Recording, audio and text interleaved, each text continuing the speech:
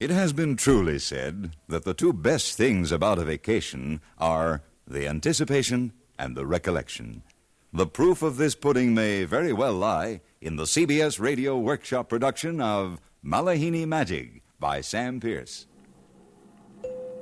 You will please fasten your seatbelts. We are coming into Honolulu Airport.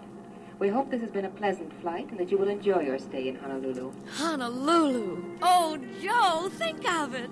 Honolulu! I am thinking of it, honey. I think I can see Waikiki Beach. Look!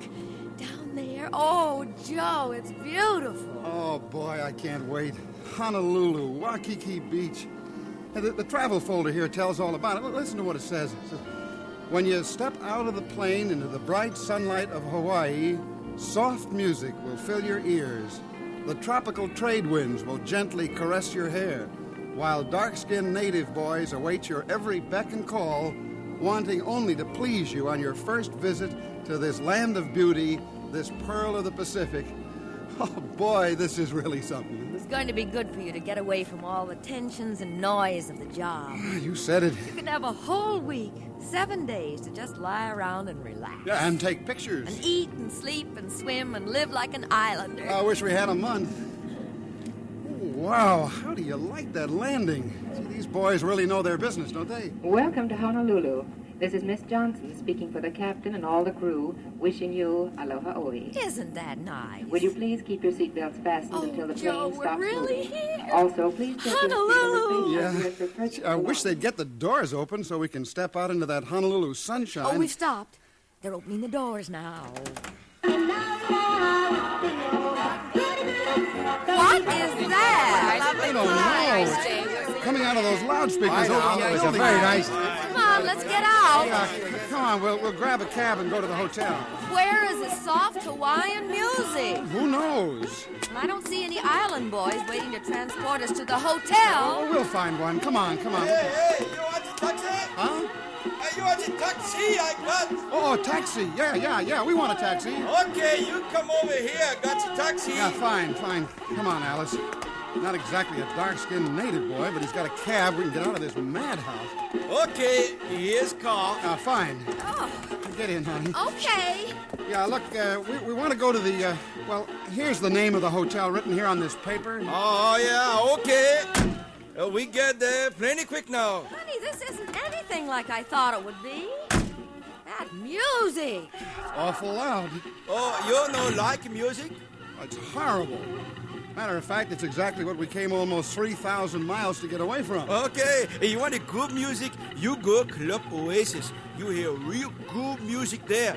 Real Hawaiian music? Oh, no, lucky Lord, it's crazy.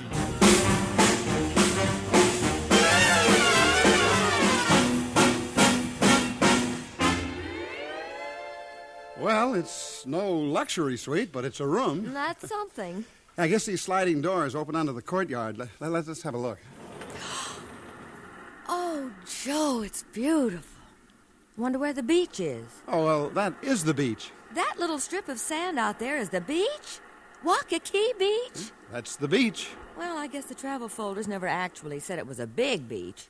But those pictures I've seen always made it look pretty big. Well, Alice, what's the difference? We're in Honolulu, we're on vacation, we're going to enjoy it. Oh, that's the way to talk.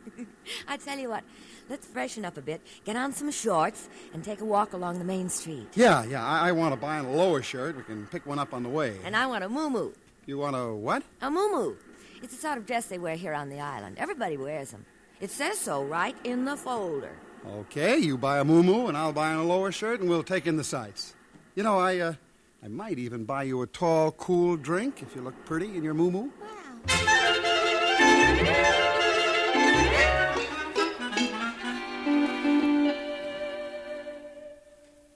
Yes, miss? I'd like to see a muumuu. A muumuu? Oh, yes. I'll show you one. Isn't she lovely? Beautiful. Carved ivory. This is muumuu. Oh, it's a beautiful print. How does it go on? I mean, what does it look like on a person? Oh, it just hangs straight like this. You wear a belt with it? No, it just hangs. Oh, over there. A lady wearing muumuu. Oh, no.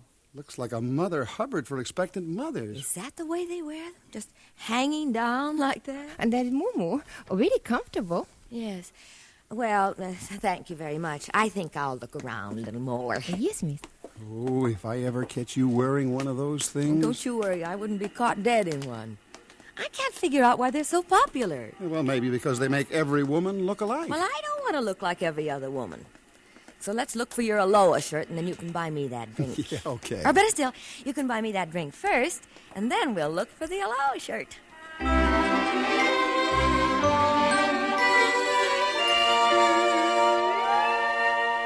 That was good.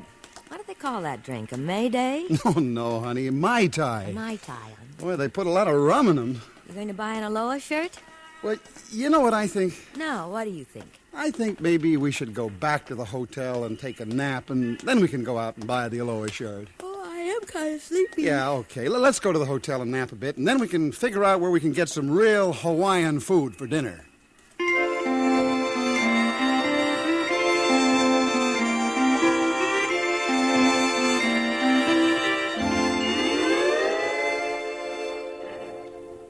Well, this is more like it. The Willows Restaurant. Gee, soft music, tropical plants. Boy, there's nothing like this back home. It is pretty. I wonder if we can get a table. It looks busy. Oh, now, don't worry. We'll get a table. I'll speak to the maitre d'. We'd like a table for two. Oh, yes, sir. 2? That's right. Something over by the pool would be nice. You see, we, Maybe you have to wait some time. Very busy. Oh, well, how many parties are ahead of us? Oh, can't tell. Many people here. Many people have reservation. Yeah, well, I thought some are calling, but we're in no you real have rush. a reservation? Well, no, but... You better phone next time. Lots of people come here. No table now. You mean you just can't give us a table? Sorry, sir. Very busy tonight. Maybe next time you phone, huh? Plenty of people here tonight. Oh, boy. Come on, honey, let's get out of here. I think we'd better. Look, we'll go to the Ishii Gardens for Japanese food. At least we'll be eating something different. Sounds fine to me. Okay, we'll grab a cab. Come on.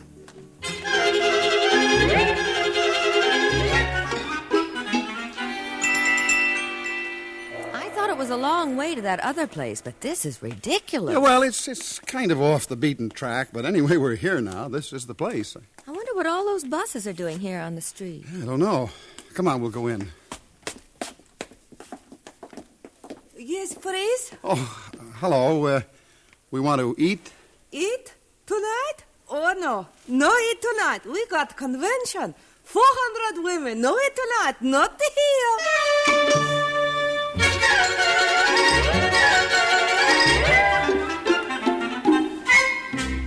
So where now? I don't know. Left my guidebook at the hotel. Oh, boy, if this isn't something. Really? Hey, wait a minute. What are you doing? Trying to find that matchbox I wrote the name of the joint Bill told me about before we left the mainland. I wrote it on a matchbox cover. Yeah. Here it is. Ah Fung's. Ah Fung's? Oh, Bill said it was the greatest place on the island. Great food, wonderful guy running it, an old friend of Bill's. Hey, driver, you know where Ah Fung's restaurant is? Oh, sure. Yeah, okay. Drive us there, please. Huh? Okay. Oh, boy, what a dope I've been. Driving all over Honolulu looking for a place to eat real Hawaiian food, and all the time I've got this address in my pocket. Well, I hope we get there soon because I'm about to fold. It's past 11. Yeah.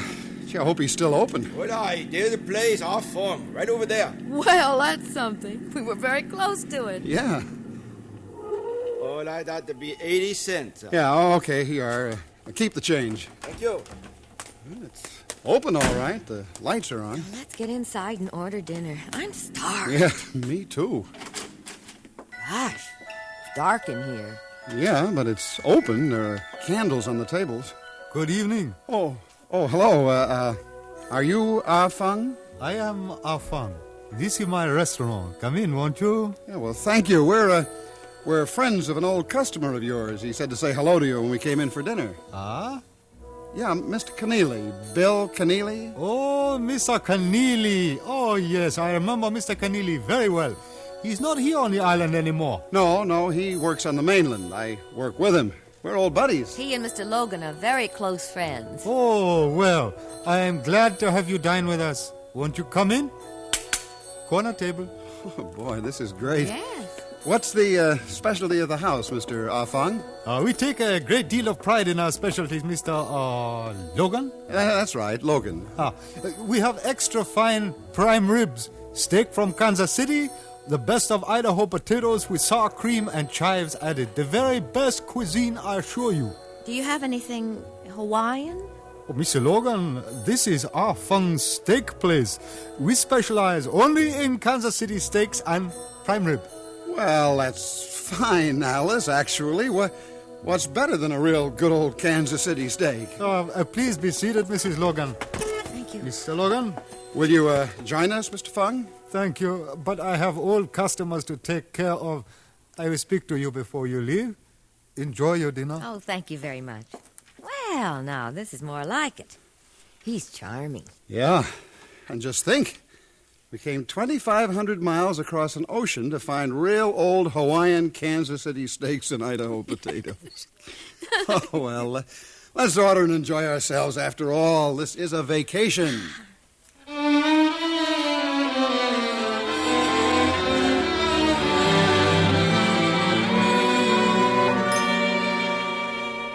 Well, how was everything? You enjoyed the dinner, I hope. We were just saying how good it was, Mr. Fung. We'll have to thank Mr. Keneally for suggesting we come in here.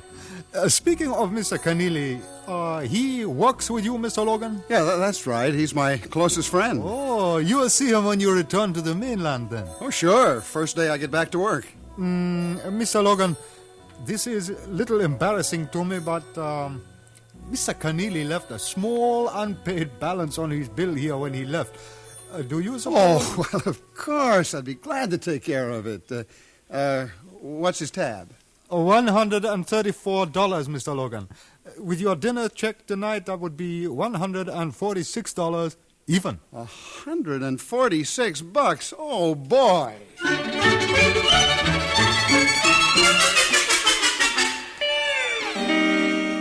Oh, am I ever glad to be back at the hotel. I'm dead. Do you know that it's after 1 o'clock in the morning? Yeah. I'm going to open the sliding door to the lanai deck and let the wind and the sound of the Waikiki surf in. That'll lull us to sleep. If there's a moon, maybe we can see the waves. Yeah, that'd be perfect. Open the doors. Okay. What is that? There's 1 million people down there in the court. It's a concert, a jazz concert. 1 o'clock in the morning? Oh, boy. Joe. Yeah. Joe, go to bed. This has been a pretty tough first day. Yeah, it has that. You know something, Alice? What, Joe? I may be crazy, but I almost wish I was home.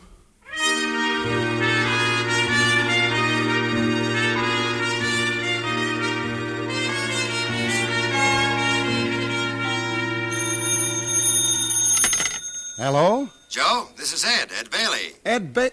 I've been trying every hotel in town. Why didn't you let me know you were here? Ed, I forgot all about your being over here. Wrote me a letter and said you and your wife were coming over. Oh, my gosh, I did at that. I'd forgotten all about it. How are you? Wonderful. We want to see you.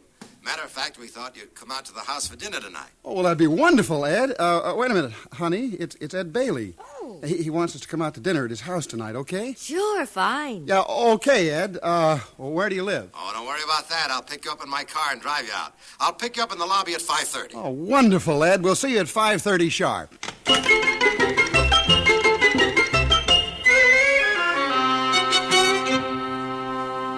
This district in here is called the Black Point District. A lot of beautiful homes in here down on the rocks. Even have their own swimming pools. Oh, it's just lovely. Yeah, where do you live, Ed? Oh, it's not far up here. It's not on the beach, but we like it. I should think you would. You know, I was beginning to think Honolulu was nothing but traffic and rock and roll and Kansas City steaks. You don't sound as though you liked it too much, Joe. Well, if the truth were known, Ed, Alice and I were about ready to call the airlines and see if we couldn't move our flight up sooner. We just about had it. You've been here one day? And one night. And you've had it?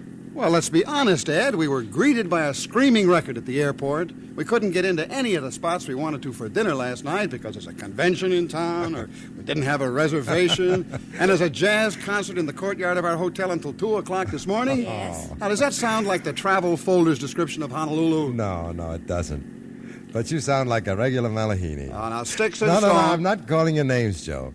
A Malihini is what the islanders call a tourist. And you're acting just like a tourist. Well, there's a law against being a tourist? No, but you're acting like a tourist and wanting to act like a native. A Kamina, we call ourselves. Doesn't work. I don't quite get what you mean, Ed. Well, Alice, look at it this way. You arrive in a strange town, Honolulu, Miami, the south of France, or Atlantic City, or any vacation city in the world. You move into a hotel room, walk up and down the main street, and think you know all there is to know about the town in the first 24 hours. Well, I know just about as much as I want to know. If yesterday was a sample. Now, look, Joe, I know how you feel. I went through Italy in 2 days and came out hating everything about it. Then a couple of years later, I went back and got off the tourist kick and really looked it over. It's my favorite place in the world now, outside perhaps of Honolulu. Well, what can you do here? If you're a tourist, I mean. Have you been over the Pali to the windward side of the island yet? No.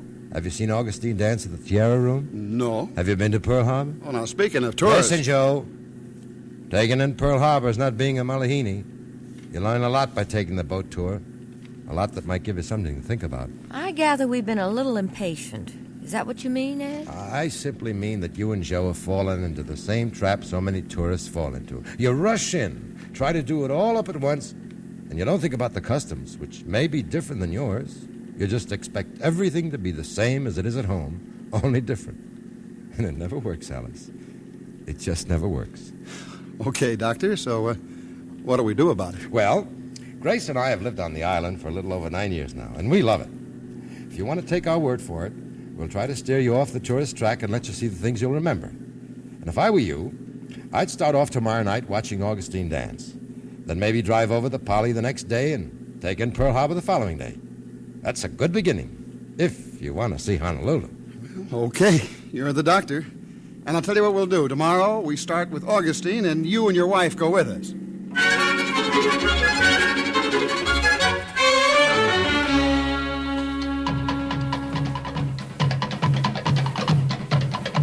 Boy, she is magnificent. How does she move like that? It's the real Tahitian dance. She's about the best we've found. Boy, I've never seen anything like that before. You won't, lad, unless you go to Tahiti. Or better yet, come back to Honolulu. Touché. And maybe I will. Maybe I will.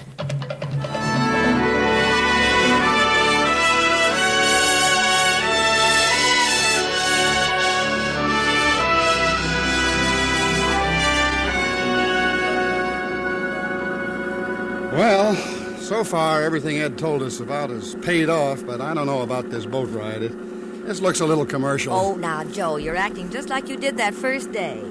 Now relax and see what happens. Okay, honey. I just always suspect tours of any sort, and this is a tour. Well, you've seen a lot of things you couldn't see from the road. Yeah, you're right there. And this Captain Collins seemed to be pretty well supplied with facts. His remarks on the speaker system have been awful interesting. Now, ahead of us there, ladies and gentlemen, all that remains above the surface today of the big battleship USS Arizona, 32,600 tons, a victim of a torpedo attack. She lies on the bottom exactly where she fell on the morning of December 7, 1941. Her main decks now rest and rust about 8 feet below the surface. The Arizona had already received an aerial torpedo hit aft and several great bombs aft and further amidship to suffer intense and severe damage from them. Her anti-aircraft batteries continued their fire such as were able, and throwing up over the ship almost an impenetrable blanket of bursting flak and anti-aircraft fire here, but somehow, through it all, one lone Japanese dive bomber came streaking in from over the hills behind us. Above the Arizona, he turned to plunge straight down upon her, and clutched in his talons was a 1,000-pound bomb which he planted right into her smokestack or nearby. The big explosion that followed blew up her boilers and fuel oil tanks, and the resulting flame and concussion carrying into her forward powder magazines, the big Arizona then literally erupted like a volcano, and torn in two by the mighty explosion went to the bottom here within only about 8 minutes after it took place. Now, unofficially, of course, and from a sentimental point of view only, men of the Navy still consider the old Arizona to be a ship of the line in full commission. I think that we certainly have to agree with them wholeheartedly in view of the facts that this ship was never decommissioned or laid aside in some out-of-the-way forgotten spot to rust away like many of her sister ships, or eventually to be cut up and sold as scrap metal. No, not the Arizona. She's a proud ship. She died, her entire crew died with her, fighting for the principles of freedom and democracy that you and I still enjoy today. The fact that her crew, 1,102 men, from the highest-ranking admiral to the youngest apprentice seaman, still remain on board her. They're all down there at their battle stations, where they answered the call to duty on that tragic morning, and from which the word to secure was never given. USS Arizona from 8 o'clock each morning until sunset each evening still proudly flies our country's flag for which she died. It is reverently raised and lowered by special honor guards at a detail for this duty. And so in view of these and many more things, I think that we certainly have to agree with the old-timers in the fleet when they say they consider the mighty Arizona still to be a ship of the line in full commission, still a part of the Navy that together with her valiant crew represents to us a tradition of which you and I and every living American can be justly very, very proud. 1,102 men of the Arizona's crew went down with their ship here that Sunday morning. Their bodies still remain on board her. And it has always, therefore, been our custom as we drift slowly past her gangway here to dip our colors to her in reverent salute. We realize, of course, that the Arizona cannot answer this courtesy, but we would appreciate it very much if at this time you would rise for just a moment and join us in this very small tribute to this great fighting ship and her crew. Joe, I think I'm crying.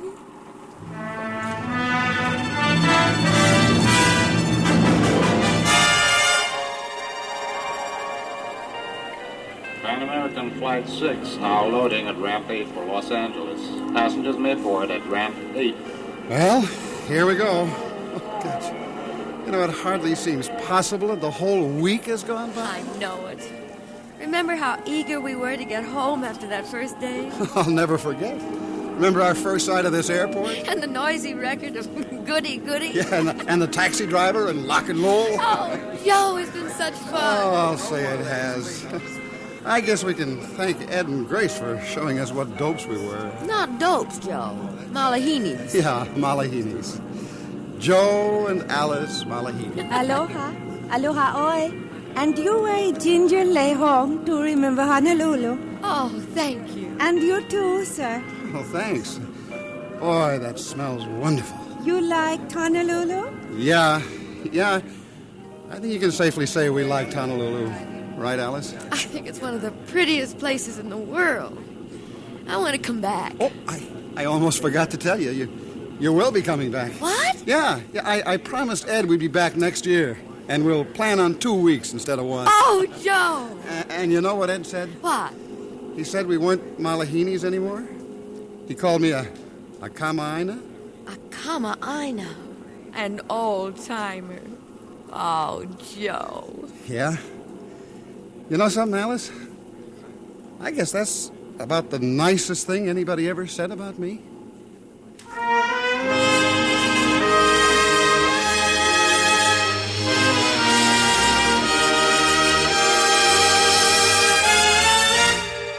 Like we said in the beginning, the best two things about any vacation are the anticipation and the recollection. The CBS Radio Workshop has presented Malihini Magic, written and directed by Sam Pierce, with music by Amerigo Marino. Heard in the cast were Lorene Tuttle, Lillian Bayef, Virginia Gregg, Joe DeSantis, Jack Crucian, and Ben Wright. The part of Joe Malihini Logan was played by the author. The voice of Captain Keith Collins was recorded in Pearl Harbor aboard the launch Miss Honolulu. The CBS Radio Workshop is produced by William N. Robeson. This is the CBS Radio Network.